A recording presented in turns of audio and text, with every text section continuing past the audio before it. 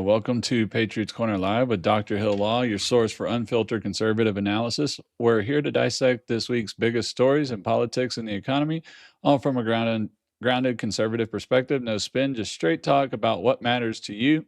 We'll delve into the issues shaping our nation, hold our leaders accountable, and discuss and debate solutions that uphold our core American values.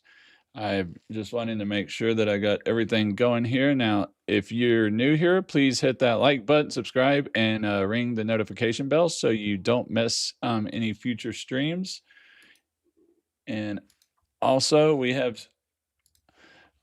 seen almost about 6 days of violent unrest and paid insurrections rioting in Los Angeles, California, looting stores, damaging private property, and assaulting the LAPD.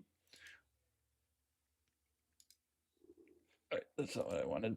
All right, sorry, I'm having to stop here for a second. I'm almost got this all down to where I don't have to do anything here, but okay, that's what I wanted. Alrighty. And federal authorities, while we haven't seen anyone killed as of now, we have had 2 significant arrests for violence towards authority, including one illegal immigrant twice removed who was arrested upon accusations of attempted murder of an LAPD officer through throwing Molotov cocktails at him. In today's show, we will cover the day's major breaking news. The rest of our show will be dedicated to discussing and analyzing the riots in LA and how the Democratic Party leaders have handled the situation in California and across the nation. Also discuss one of the reasons I believe California Democrats want ICE and the Trump administration out of California so bad they are willing to literally support such actions of violence. Now, you can catch Patriots Corner 3 evenings a week live on YouTube, Rumble, Twitch, and Facebook. And also, I upload it after it's been recorded to Spotify, and I'm working on getting it up to Apple, Amazon, and iHeart. So, if you can't catch it live, you catch it on those. I get on there about an hour after a live episode, or you can catch them on our website at Patriots Corner with drhilllock.com. That's also Patriots Corner with drhilllock.com. Also, register with your email on our webpage, and you'll receive an email with the time and date of our next episodes. I am still working a full-time job in addition to completing my doctoral degree and raising 3 boys, so it's currently challenging to set aside 3 days and 3 exact times on those days every week to get it done. So I'll let you know before we do it. Your engagement is crucial to the success of Patriots Corner. If you have a question or want to make a statement, please do so. I will review them at the end of each segment, reading a few live and answering questions from respectful comments that foster intellectual debate. Your participation is what makes this show truly engaging. Now, if I see a comment during the segment that pertains to the current subject or indicates that my point is not necessarily being conveyed clearly, I will take the time to stop and answer them then. Your feedback is invaluable in shaping the discussion. Also, don't forget to like, share, follow, and subscribe to keep the conversation going. So let's go ahead and get started on with our main content. I was trying to make sure we got everybody going here. I was trying to make sure I got everybody on Twitch and all that coming in. I guess we're going to play some music now. 4,229 on my stream. If you're from the page, come on and say hello. Drop us a follow right now. Let's go. I guess we're going to be listening to somebody else's because I did not.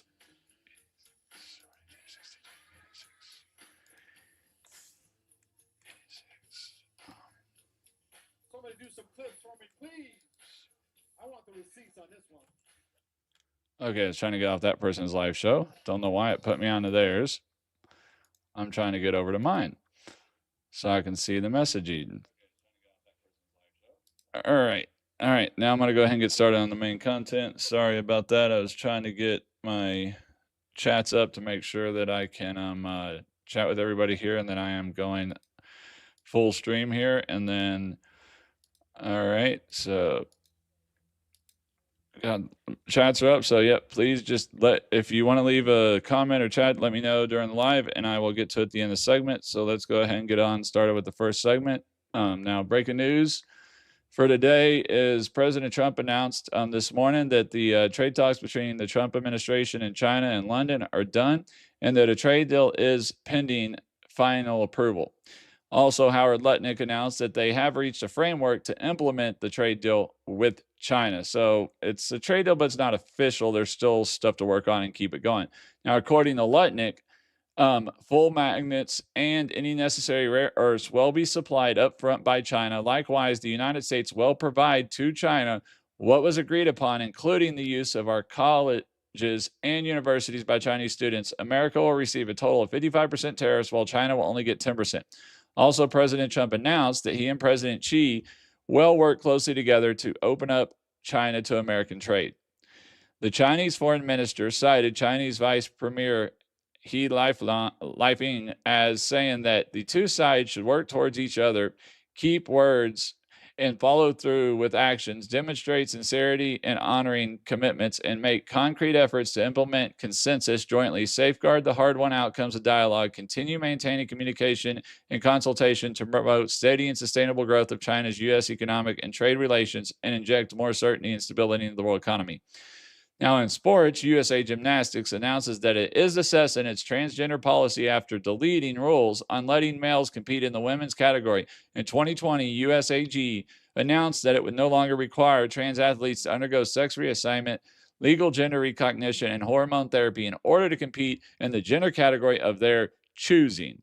Now, according to the New York Times IPSOS survey, the vast majority of Americans, including a majority of Democrats, don't believe transgender athletes should be allowed to play in women's sports. Out of 2,128 people, 79% said biological males who identify as women should not be allowed to participate in women's sports. Of the 1,025 people who identified as Democrats or leaning Democrats, 67% said transgender athletes should not be allowed in women's sports.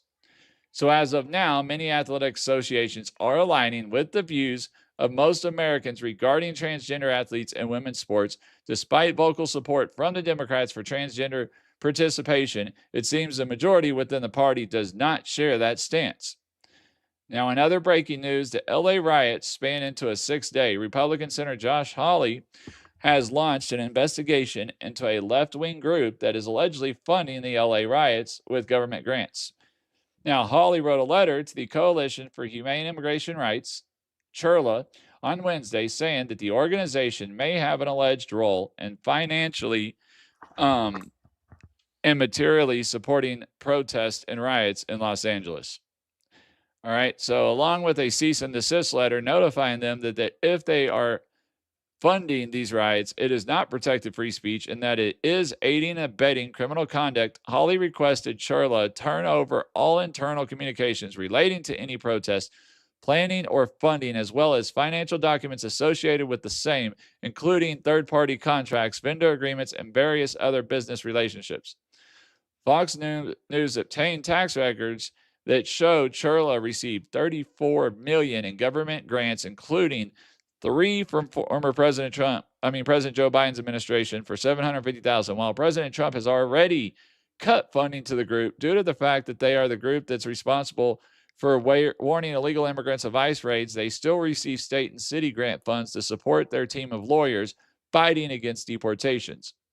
Now, in other economic breaking news, Vice President J.D. Vance echoes President Trump's calls for Fed pals to cut interest rates, calling his actions monetary malpractice. Financial data released today after the China trade deal sent markets down as inflation rose slightly in May, and layoffs of U.S. workers were nearly 50% higher in May than they were a year ago, with reductions attributed to the Department of Government Efficiency. Doge planned 284,044 layoffs through the first 5 months of 2025.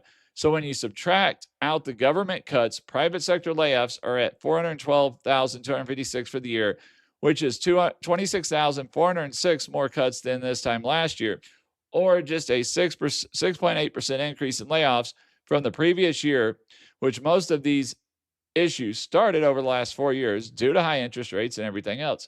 Now, as we come to the end of our breaking news segment, I would like to remind you to please like, comment, follow, or hit the subscribe button so you won't miss future episodes. Also, I will now take any questions and reply to a few comments before starting the next segment.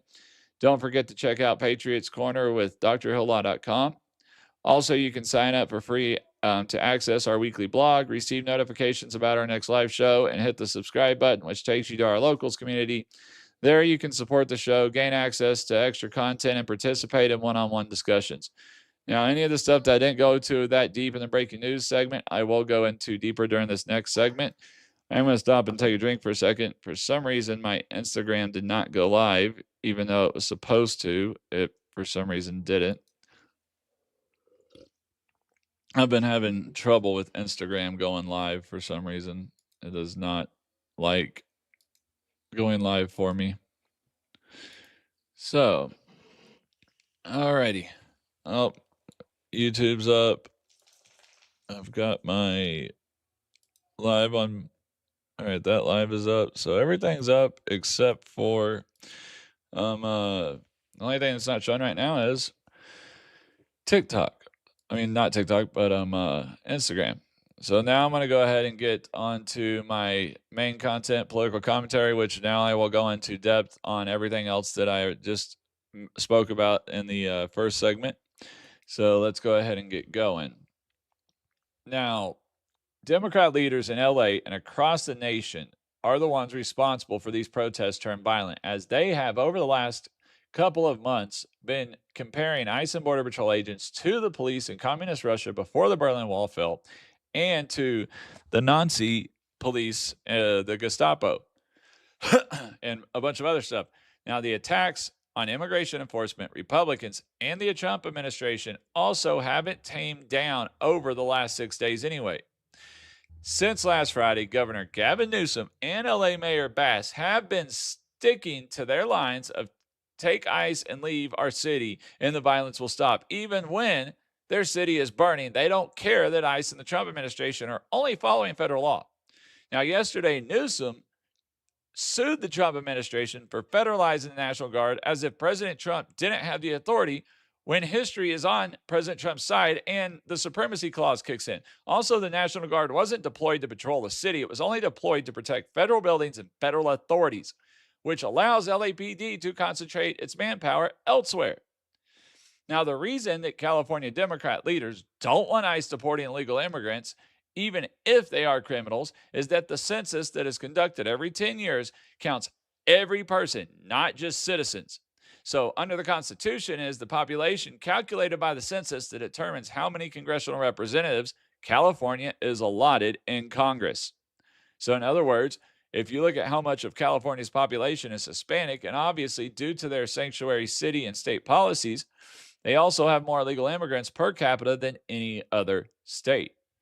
Now, what would that happen is, so if President Trump is to deport the numbers a year that he wants to by the time the next census comes around in 2030, California would possibly lose congressional seats, not gaining any, which means they lose political power and the number of electors that help decide the next president of the United States. Because also how many electors each state is awarded also depends on their amount of population versus their amount of congressional members that are in Congress. That it's a calculation between those numbers. So that's why we have that. That's why there's nothing going on there, because of the fact that they don't want it's there. So we've got that going, and that's why that's that. So it can affect them in big, big ways.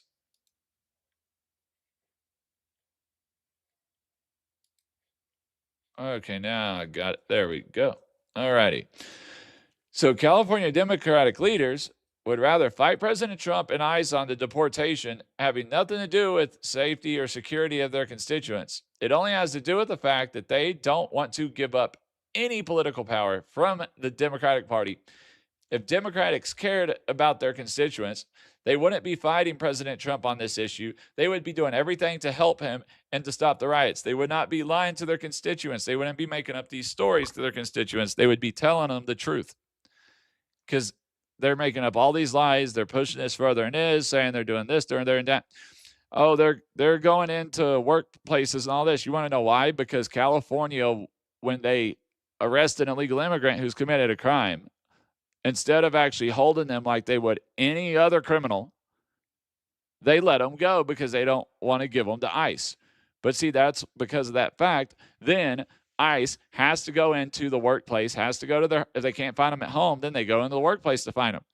Now, obviously, federal law states that if you came here illegally, you are to be deported or start a deportation process. So, in other words, if they go to a place of work to find an illegal immigrant who committed a crime and find out that there's 100 other illegal immigrants there, what are they going to do? They're going to take them while they're there. They're just not going to ignore them because the federal law says they can't. So it's really the left's fault and California's fault of being a sanctuary city and a sanctuary state as to why President Trump is taking more than just the criminal illegal immigrants or the bad hombres that he said he was going to. It's not because they're concentrating on just every illegal immigrant. It's because of the fact that leftist sanctuary-run cities and states are forcing them to have to go other places than jails, than city jails or county jails or state prisons to find the criminals that they need to deport. So blame it on Gavin Newsom, blame it on Mayor Bass. They're the reason why that ICE is going in all those places. If Mayor Bass and they would work with them, then you wouldn't have the issues of that going. So it has nothing to do with the Trump administration wanting to. It has to do with the position that Mayor Bass and Gavin Newsom and any other Democratic-run city or state is putting the Trump administration in, and that's why we're seeing what we're seeing. So that's their fault, not ours. Now, on Monday or Tuesday, California Democratic Representative Maxine Waters attempted to gain access to a federal ICE detention facility. When she was denied access, did she quietly leave and act like a congressional representative should? Of course not. She turned to the rioters and told them, don't be afraid of the National Guard troops. Get through them. Hit them if you have to. Punch them if you must. But don't stop until you have freed the prisoners. Waters, as recent as yesterday after her stunt, was still going around the media saying on national television that the protests were peaceful. As AOC called the LA riots just teens throwing rocks while blaming President Trump's policies. It's crazy how the Democratic Party believes that their constituents are this ignorant, or that they believe anything they can tell them, even when it contradicts what their own eyes see. Unfortunately, though, a large swath of the Democratic Party is a bunch of sheep and do believe anything their Democratic leadership tells them, even as they are claiming these riots are peaceful protests as buildings and cars are burning split screen. Democrats have even tried to tell the National Guard to ignore their lawful orders and leave. It's insane. Now, Democrats need to wake up and stop pushing so hard against policy issues that over 50% of the country wants, even when it comes to Democrats. How can Newsom say that he doesn't need the help of the National Guard when on Tuesday night a curfew was implemented from 8 p.m. to around 6 a.m. and the next morning just to try to keep the violence and the looting down? We have seen agitators and rioters breaking up chunks of cement and throwing them over bridges at police cars and federal vehicles, looting stores and burning them down, lighting cars on fire. I can keep going. It's getting ridiculous. As of this morning, the FBI had a $50,000 reward out for the capture of an illegal immigrant who had assaulted federal officers, and another rider had been charged by the DOJ for attempted murder of of an LAPD officer when he threw Molotov cocktails at the officers. Then we've had another announcement of the investigation that Senator Josh Hawley launched into the left-wing nonprofit group that allegedly funded those riots with government grants, which doesn't even account for all the other reports of Craigslist ads advertising hundreds or thousands of dollars a day to go out to the protest and riot. Leftist-backed groups are paying for these riots. There have been pictures of these rioters getting gear and stuff that there's no way they could afford. I mean, there's no way they could afford. Everyday people could afford the tactical gear that they are getting dispersed out there when they're showing up at the protest, which are turned riots. And if they had not been paid, then how can they afford to be out there every day and night consistently protesting when most Americans have jobs and lives? So if it's not that far-fetched to believe that these rioters are professional agitators and are being paid to travel and show up to destroy private property and attack authority officials, one of the craziest lies being pushed by the left and Mayor Bass is that she blames the riots and looting on President Trump's activating of the National Guard to protect federal property and personnel, when that was the rioting and the violence was why he did that. The left keeps picking the wrong hills to die on. Bass claimed that everything was going fine while the police chief said they were overwhelmed, and so President Trump sent out the help because the ICE officials were being surrounded by a bunch of agitators and rioters at their building, but over thousands of them, and waited almost 2 hours before, and the cops still, it took over 2 hours for the cops to show up. And that's why President Trump sent the National Guard out. I mean, I can sit here and go through the historical uses of the National Guard being used. You can take it all the way back, even back, all the way back to the Civil War, right after the Civil War, in the 60s and the 70s, even as early as back as the 90s, 70s and 1970s and the 1990s, that presidents have federalized the National Guard to quell violence protest. It is nothing new. It's not a violation of any power. It is the supremacy clause that allows him to do it. Now, if he had if there had been a lot of people have asked, well, how could President Trump activate the Guard here, but he couldn't activate the Guard in Missouri back during the George Floyd riots? Reason is George Floyd did not involve federal officials. It didn't involve federal officers or ICE or Border Patrol, anything like that. It only involved the police, local officials, local police. And because of that, he could not do it without the request of the mayor or the governor. Now, because this was to protect federal officials, federal employees, federal buildings, President Trump could supersede the governor's authority and federalize the Guard to protect it. That is why. It has nothing to do with the fact that anything else. That is what it has to do with. So that's, and then as far as with when President Trump tried to send out the National Guard on January 6th, and Nancy Pelosi literally denied him and told him no, and then you wonder why everybody says January 6th was actually portrayed by the Democrats and everything, because why would they deny, which, and eventually once he got the order from the judges to send the National Guard, he did, but it was too late by then because they didn't want to go. And by then, your couple paid agitators from the Democratic left that were probably also some of the people that were working for the FBI had broke the line and started getting everybody to follow, because it's herd mentality. You may go there and stay, and when it's that emotional, you have herd mentality kicks in and probably got them to start it. So that's why you end up with all this stuff of, oh, January 6th was, and then everybody wants to go, oh, well, how can't you pair the insurrection of January 6th to this? Okay, January 6th was literally just people walking around the Capitol. They weren't burning buildings. They weren't spray painting, defacing. People will say, oh, well, they were wearing flak vests and they had zip ties. Well, you know what? A lot of them will tell you that they were afraid that there was going to be counter protests there of Antifa, and that maybe they were going to be attacked by Antifa and stuff, and that's why they did it. Because those weren't bulletproof vests. They were just flak vests. They were protect them from a knife stabbing or something like that. They weren't protected from a gun.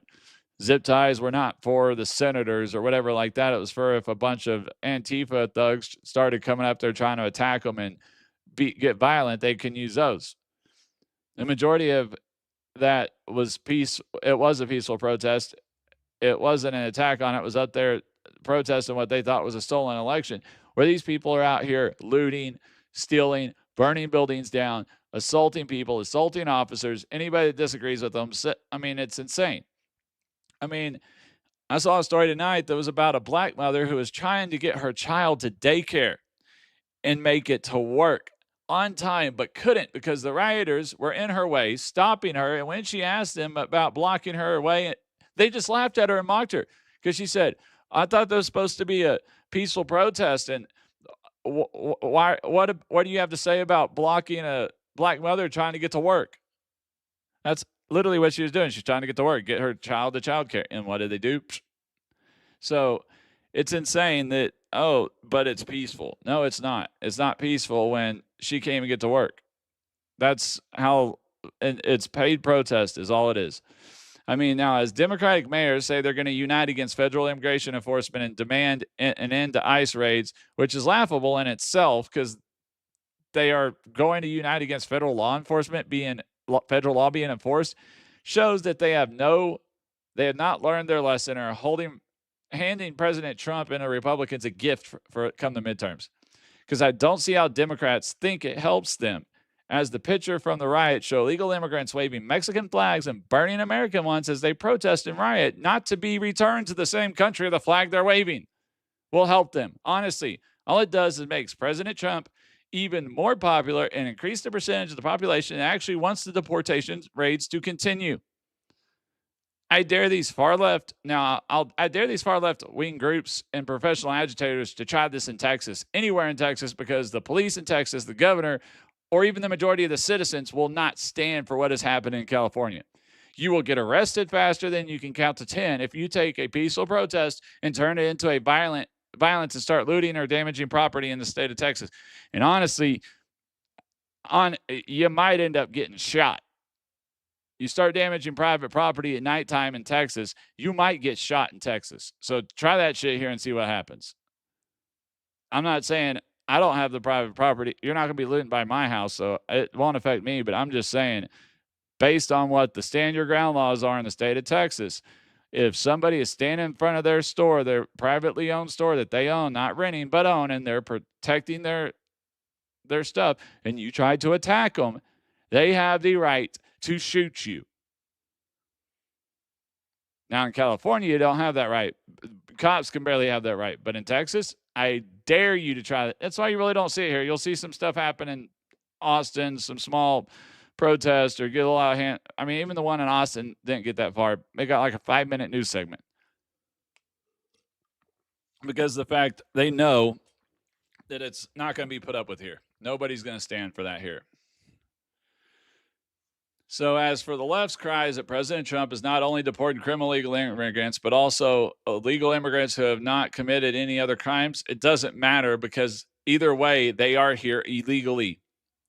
I got into that earlier. It's just final clarification on that. Now, if Democratic leftists don't want ICE or Border Patrol to go to places of work or home or round up illegal immigrants, then when they commit a crime, hold them in your jails. Don't release them in ICE or Border Patrol. Wouldn't have to go to jobs or homes to find them. Period. Can't clarify that enough. Now, while the news that President Trump announced about the new trade deal with China is a big deal, it is not an actual trade deal. It's a framework for a new structured agreement. What we do know is that China will pay we will get 55% in tariffs on everything that comes into America, and China will only get 10% for products that we export to China. Plus, we get guaranteed shipment of the rare earth minerals.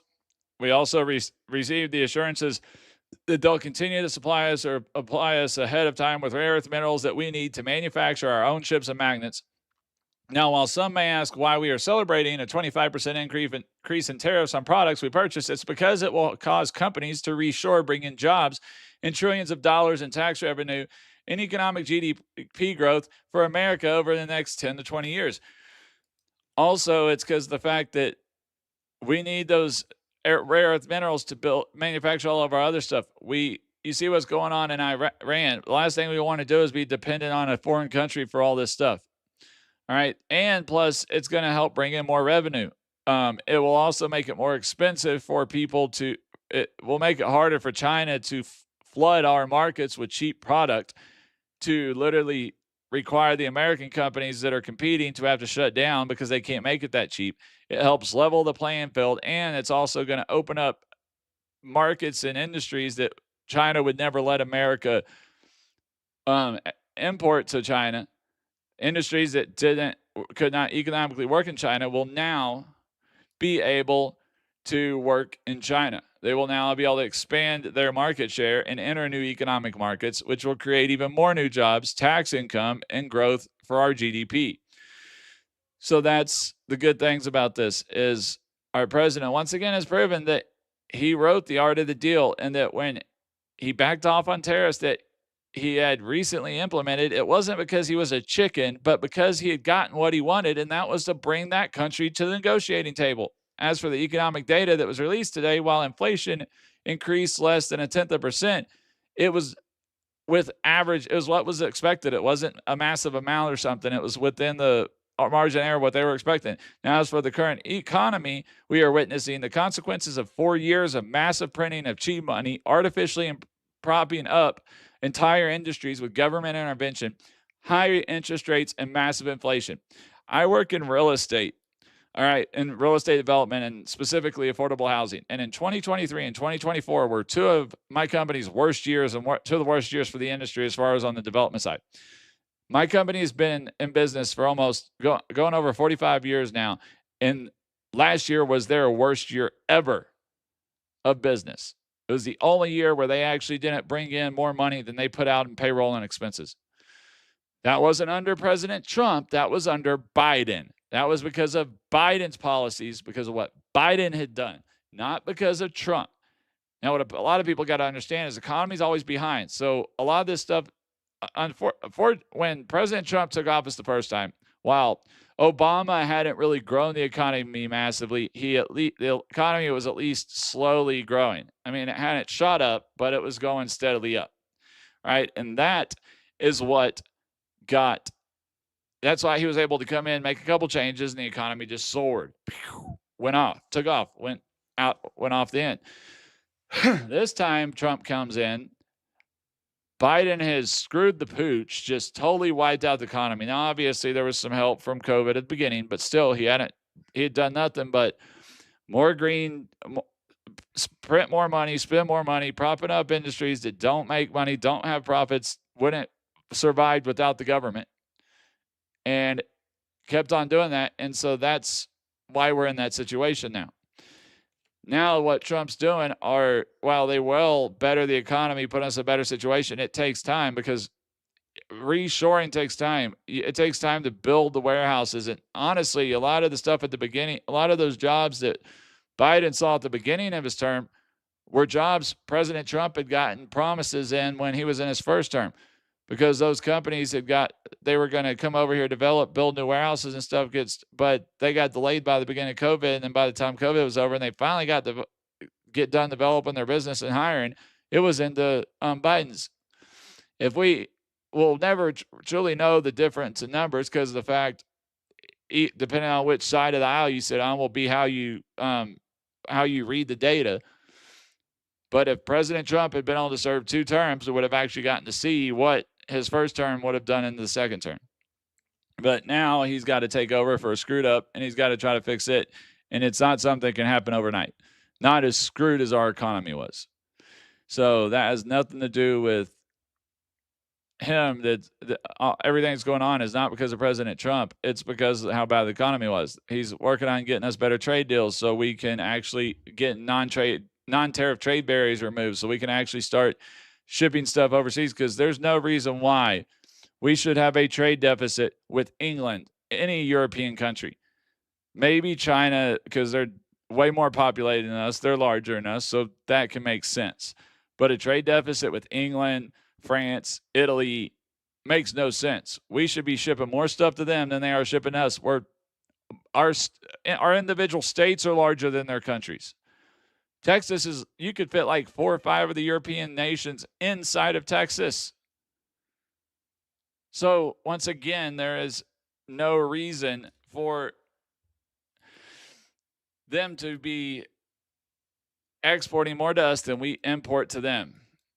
Now, also another recent breaking news topic I came across while I was putting everything together was that Secretary Pete Hegseth has authorized the voluntary departure of U.S. military dependents from locations across the Middle East as tensions have escalated in the region due to how close Iran has been coming to a nuclear weapon, and because President Trump has pretty much said there's no way he's going to allow them to have a nuclear weapon. No ifs, ands, or buts about it.